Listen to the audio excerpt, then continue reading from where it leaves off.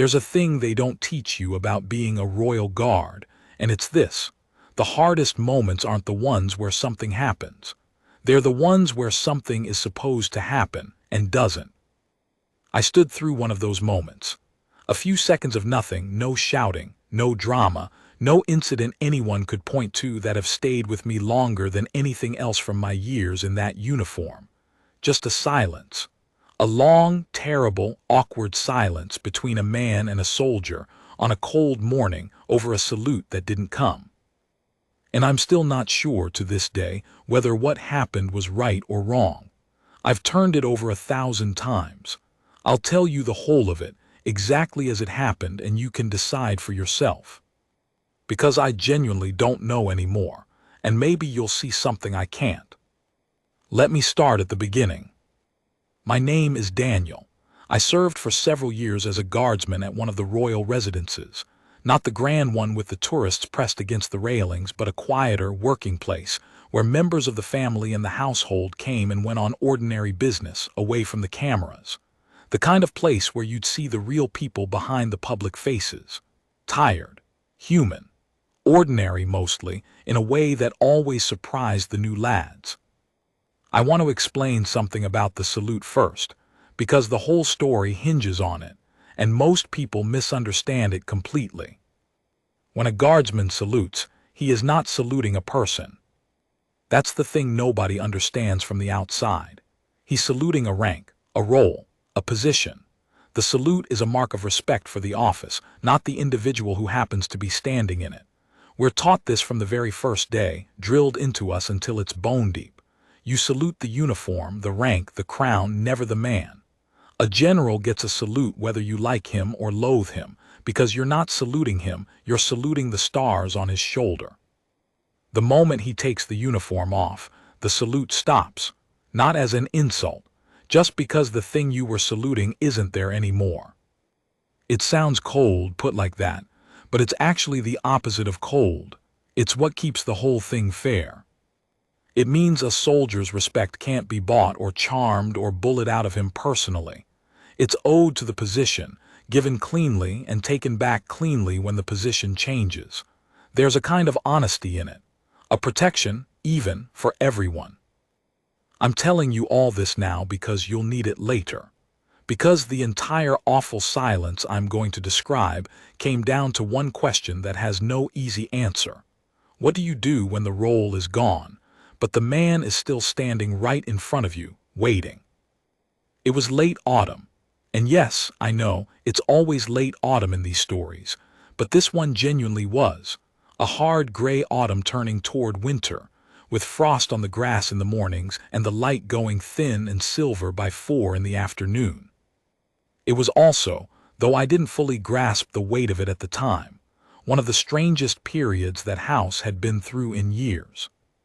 Because one of the men who lived there, a senior figure, a prince, someone I had saluted countless times over my years of service, had fallen, publicly, completely. I won't rehearse the whole of it because the whole country knows it and it's not my place to add to his troubles. But the short version, the version that matters for my story, is this. His titles had been taken away. The honors, the rank, the styles, the military affiliations stripped, formally, in a way that had been all over the news for weeks. The public had turned against him long before, and now it had become official. He was, by the time of the morning I'm telling you about, no longer His Royal Highness anything. He was, in the eyes of the institution that had once elevated him, just a man, a private citizen, a surname without the things in front of it that had defined his whole life. You have to understand what that meant inside the household. It was seismic, quiet but seismic. These things had never really happened in our lifetimes, a senior royal stripped of everything while still living, still there, still walking the same corridors. Nobody quite knew how to behave around him. The staff didn't know what to call him anymore. The protocols, written for a world where this didn't happen, had nothing to say. Everyone was improvising, in real time, in 1,000 tiny, excruciating ways. How do you address a man who used to be addressed one way and now must be addressed another? How do you treat someone you treated with deference your whole career, now that the institution itself has withdrawn that deference? Nobody knew.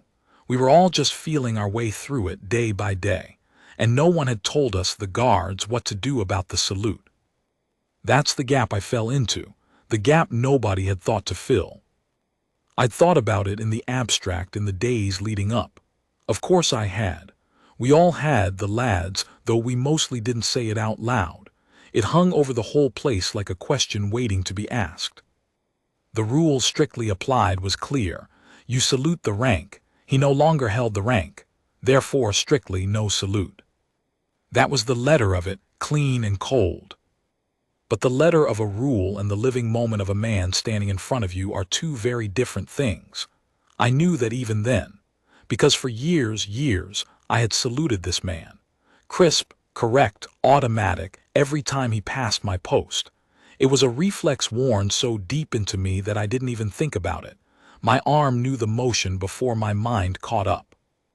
And now I was being asked by the bare logic of the rules, with no one actually there to give the order, to suddenly not do the thing my body had done 1,000 times, to stand still while he passed, to withhold. And here's what nobody warns you about. Withholding isn't passive. It isn't nothing. To not salute a man you have always saluted is not the absence of an action. It is an action, a loud one, possibly the loudest thing a silent guardsman can do. A salute given is a small, ordinary thing. A salute deliberately not given to someone who has every reason to expect it, that's a statement. That's a verdict.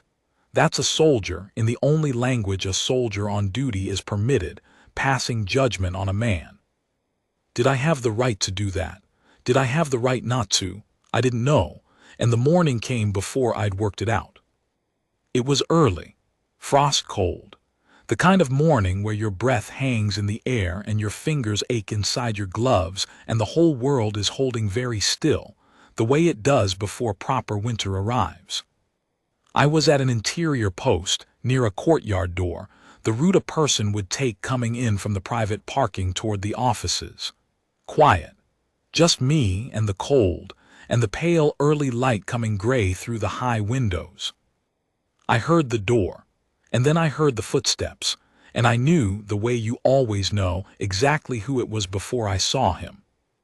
It was him, the fallen prince, the man who was no longer a prince at all. He came in from the cold in a heavy dark overcoat alone, and that was the first thing that struck me, that he was alone.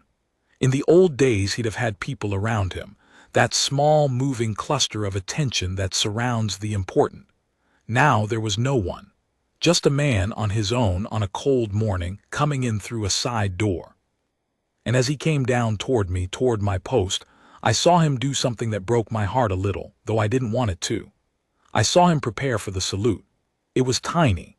You'd have missed it if you hadn't spent years watching people approach your post. But I saw his posture shift, just slightly, that small unconscious straightening, the faint lift of the chin, the bracing that a person does when they're about to receive a mark of respect they've received 10,000 times. His body was getting ready for the salute, the way mine had always been ready to give it. Two reflexes, his and mine, worn into us both over all those years, both of them rising automatically to meet each other the way they always had. And in the half-second before he reached me, I had to decide, salute or not, the rule or the man, and I had no more time to think about it than the length of one cold breath. I'm going to stop here, right at the edge of it, because I want you to sit in that half-second with me. I want you to feel how impossible it was. If I saluted him, if my arm did what it had always done, then I was, in a small way, defying the institution. The crown itself had said, this man no longer holds these honors. For me, a guardsman, to salute him anyway would be to say, with my body, I don't accept that. To me, you're still owed it. That's not a small thing for a soldier to say. It's a kind of insubordination, however gentle. It's substituting my own judgment for the rules I'd sworn to follow. But if I didn't salute him, if I stood there frozen while he passed, withholding the gesture his whole body was bracing to receive, then I was, with equal force, participating in his fall. adding my own small stone to the pile, telling a broken, lonely man on a cold morning when he had no one left around him, you too, even the guard, even the silent soldier who used to salute you without thinking, even he has turned away now. And there's a cruelty in that, a real cruelty. Whatever he'd done, and I make no defense of whatever he'd done, that's not mine to judge. There's something in me that recoils from the idea of a man being made to feel the exact moment a soldier's reflexive respect curdles into a deliberate snub. To do that to anyone, to watch it land. The rule said one thing. Something deeper in me said another. And they were pulling in exactly opposite directions, with all their might, in the space of one frozen breath, while a lonely man in a dark coat came down a cold corridor with his chin lifting, getting ready. What I did in that half-second, and the long, terrible silence that came after it, is the heart of this whole story. But I have to tell it properly, so that's the next part. I didn't salute him. I want to tell you it was a noble decision, made for noble reasons. The truth is messier than that, and I've promised you the truth. What actually happened is that I froze. In that half-second, with the rule pulling one way and my heart pulling the other, the two forces canceled each other out, and my body simply did nothing. My arm, which had saluted him 1,000 times, stayed at my side, not lifted in respect, not deliberately withheld in judgment, just stopped, caught in the middle, paralyzed between two things I couldn't choose between. So I stood there, still, silent, as he reached my post. And he stopped. That was the thing I hadn't anticipated. In all my agonizing about salute or no salute, it had never occurred to me that he might stop. In the old days he'd have swept past, the salute given and received in a single fluid motion, no break in his stride, the whole thing over in a second. That's how it had always gone. The salute is a thing that happens in motion. It doesn't interrupt anything. But this time, there was no salute to receive. And so the small automatic ceremony that had always carried him smoothly past my post simply wasn't there. And without it, he stopped, right in front of me. Maybe because his body, braced for the gesture, didn't know what to do when it didn't come. Maybe because the absence of it was so loud that it stopped him the way a sudden silence wakes you when a familiar sound cuts out. And then we were just standing there, the two of us, face to face, in the cold gray corridor, in a silence I have never before or since felt the equal of. I have tried many times to describe how long that silence lasted, and the truth is I have no idea. It might have been 3 seconds. It might have been 10. Time does strange things in moments like that. It stretches and warps until a few heartbeats feel like an hour.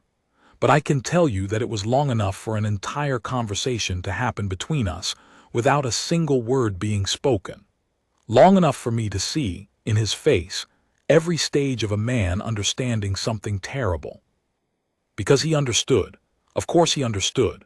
This was a man who had spent his entire life inside the language of salutes and protocols and marks of respect. He knew exactly what a salute meant, and he knew exactly what its absence meant better than almost anyone alive. He didn't need it explained. The moment my arm stayed at my side, he understood completely and instantly what had just happened, what it signified, what it confirmed. I watched it move across his face. First, a flicker of confusion, the small bewilderment of a reflex meeting empty air where it expected resistance.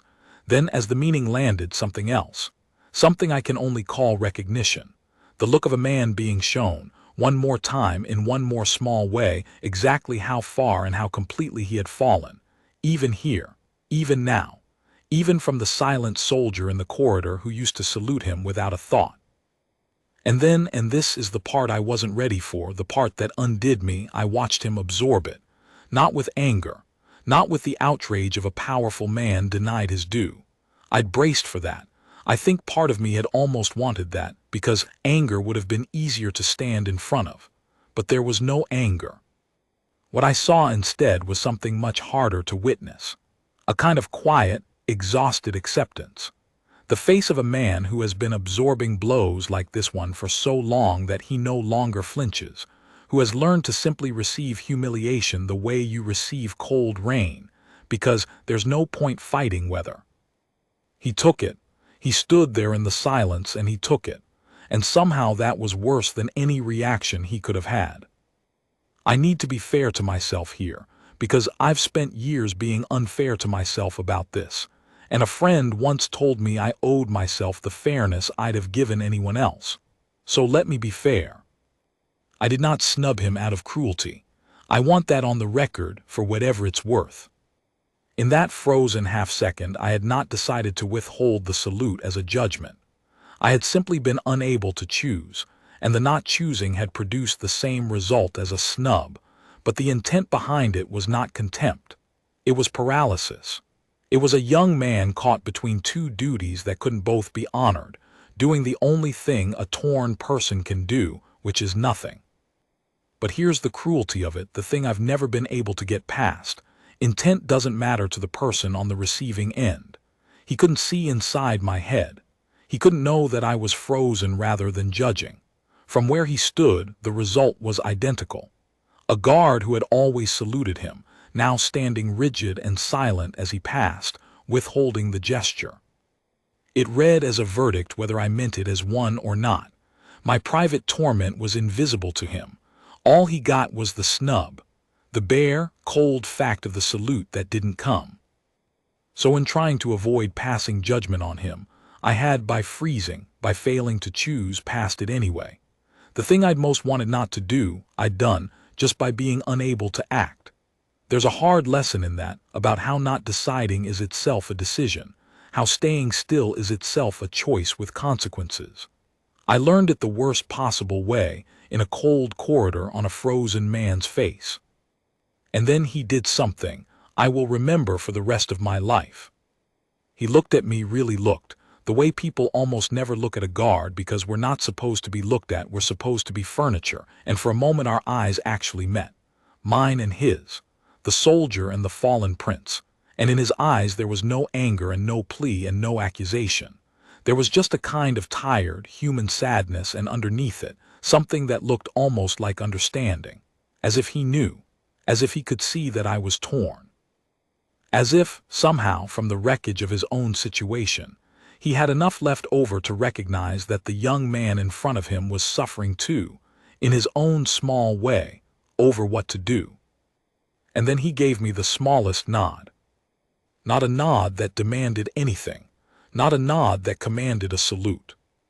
Just a small, quiet, almost gentle nod, the kind of nod you give someone to release them, to say it's all right, to say I understand the position you're in and I won't hold it against you, and you don't have to stand there in agony on my account.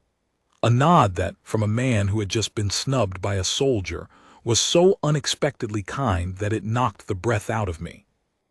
And then he walked on, past my post, down the corridor, alone into the gray morning, his footsteps fading, leaving me standing there in the silence he'd left behind, with my arm at my side and my heart in absolute pieces. I have thought about that nod more than almost anything in my life. Because here is what it meant, the way I've come to understand it. That man, whatever he had done, however far he had fallen, however much the world had turned against him, had, in the worst moment, with every reason to lash out, chosen instead to be gracious to a young soldier who had just failed to honor him. He'd had his title stripped, his honors taken, his name reduced. He'd been publicly humbled in front of an entire nation. And in a cold corridor, snubbed by a guard, with no audience and no cameras and no reason to perform for anyone, he'd reached past all of his own pain and found a small scrap of dignity and used it not to demand respect from me, but to grant grace to me. That's the thing I wasn't prepared for. We tell ourselves simple stories about people who fall.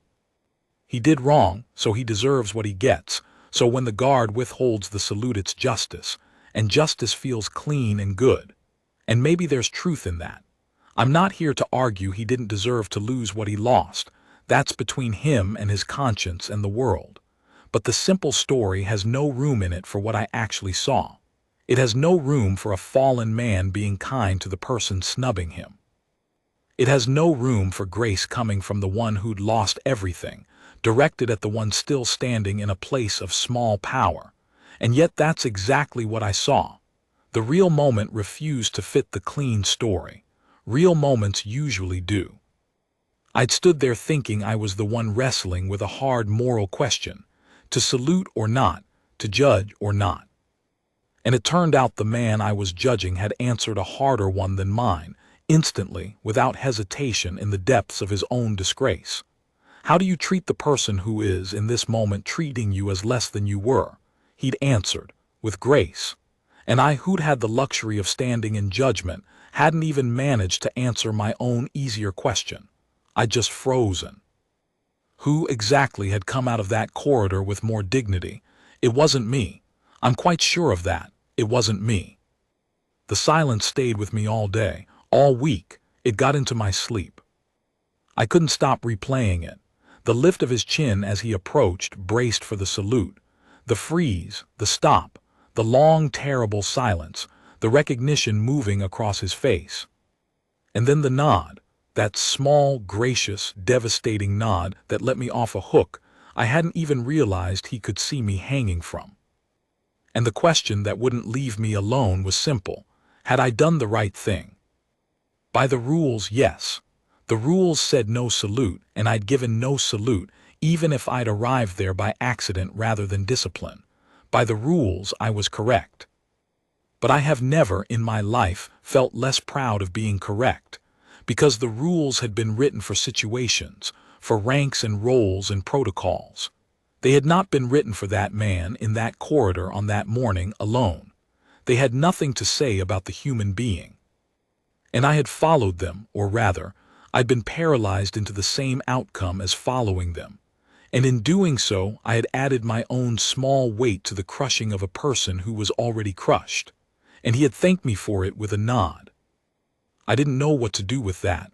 For a long time I did nothing. I just carried it. But the story doesn't end in that corridor.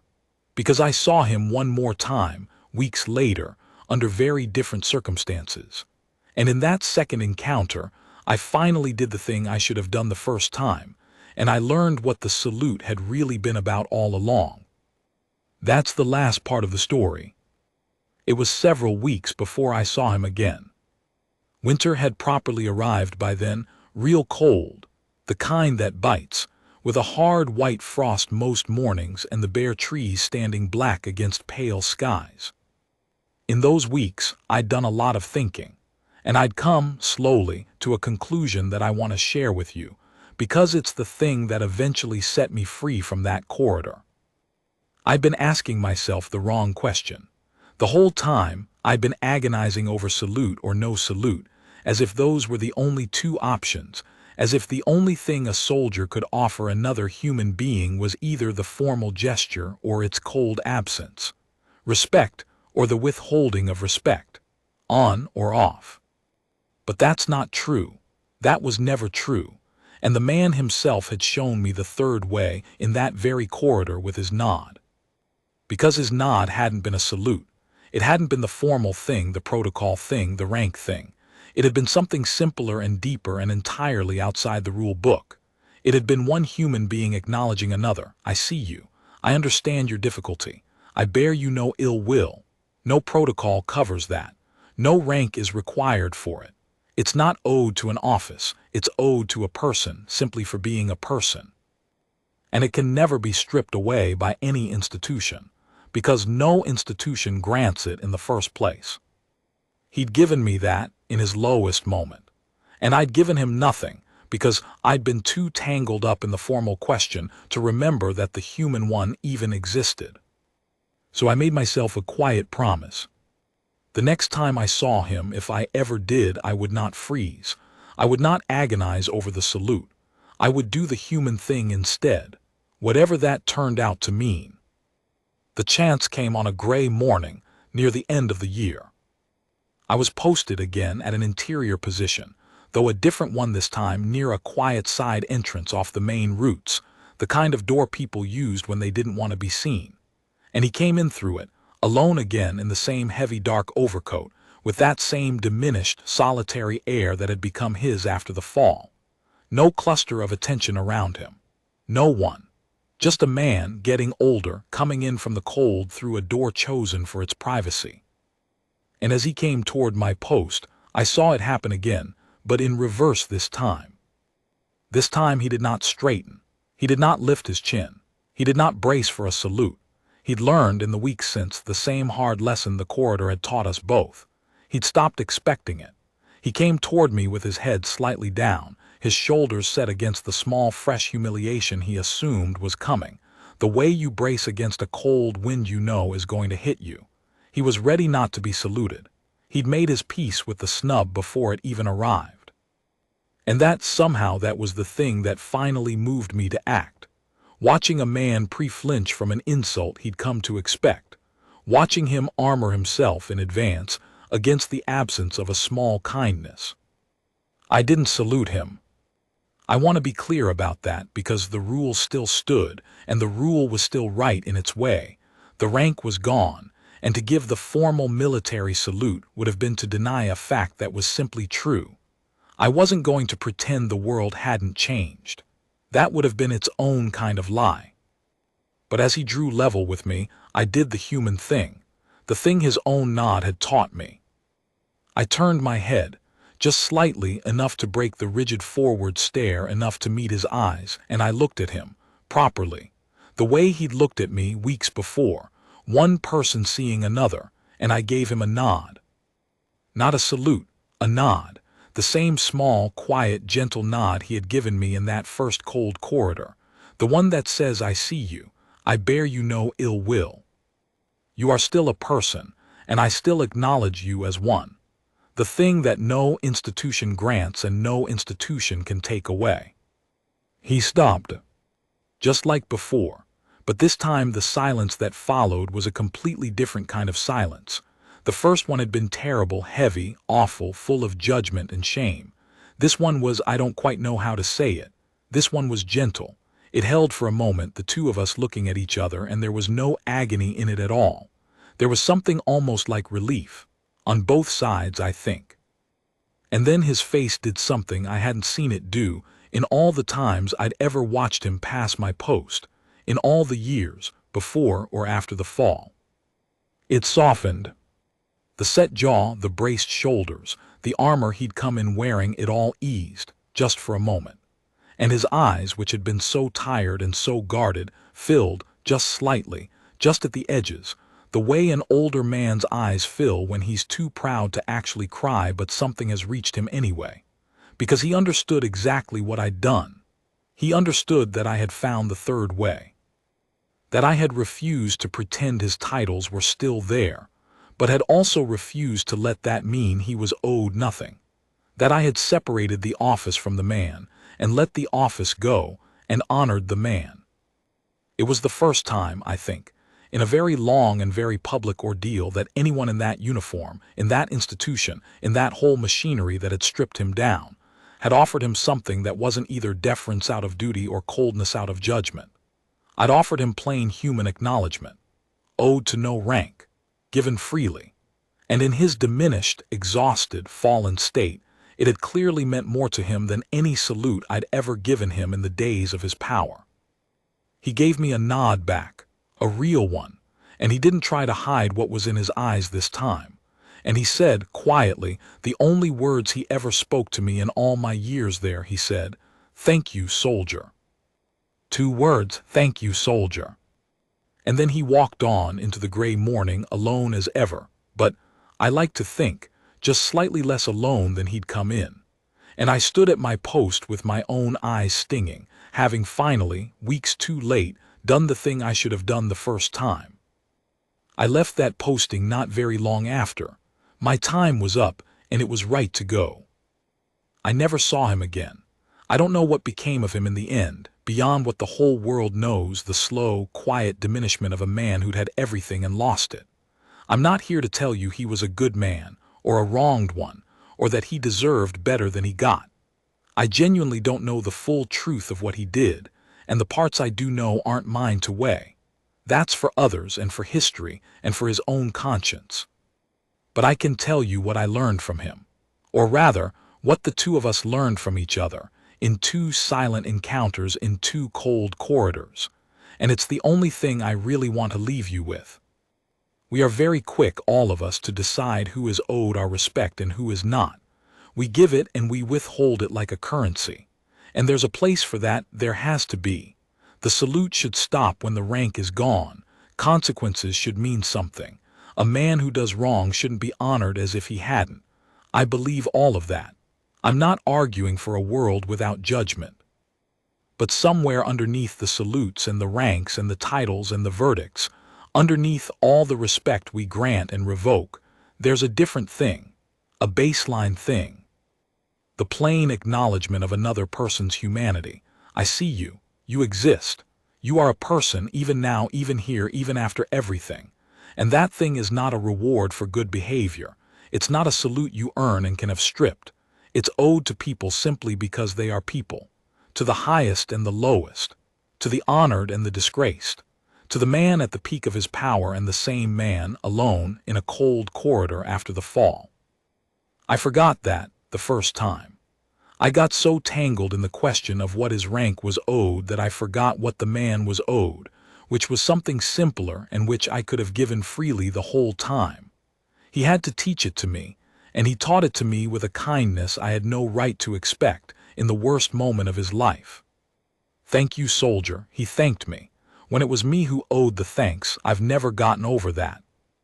People who hear this story usually want it to be simpler than it is. They want it to be guard refuses to salute disgraced prince, serves him right, a clean little tale of justice, a soldier delivering a verdict the man had coming. And I understand the appeal. There's a satisfaction in it. The mighty brought low, and even the silent guard turning away. But I was there, and it wasn't like that. It wasn't clean and it wasn't satisfying, and there was no triumph in it anywhere. There was just a cold corridor, and a torn young soldier, and a broken older man, and a long awful silence over a salute that didn't come. And then, weeks later, a quieter silence and a nod and two words, and the discovery that you can let a person's titles go and still refuse to let their humanity go with them. The salute didn't come. By the rules it shouldn't have. The rules were right. But the man was still standing there. And in the end, that mattered more than the rules, not the rules of the salute, which I followed, but the older, deeper rule underneath all of them. The one no institution writes down, and no institution can revoke. You can stop saluting the rank. You should when the rank is gone. But you never have to stop seeing the person. That part was never the institution's to give or take. It was always only ours. I wish I'd remembered that the first time. I'm grateful, beyond words, that he gave me the chance to remember it the second. Thank you, soldier. No, thank you.